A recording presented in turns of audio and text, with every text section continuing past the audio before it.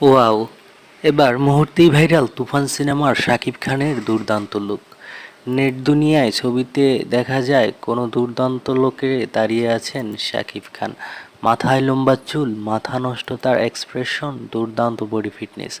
এসব দেখে মাথা ঘুরে গেল সকল শাকিব ভক্তদের। শাকিব খানের এমন মুহূর্তে ভাইরাল সামাজিক যোগাযোগ মাধ্যমে যে ছবিটি হয়েছে জানা যায় তুফান সিনেমার শুটিং সেট থেকে অফিসিয়ালি লিখেছে সুপারস্টার শাকিব খানের এই লুকটি নিঃসন্দেহে বলা যায় ভাইরাল হবে।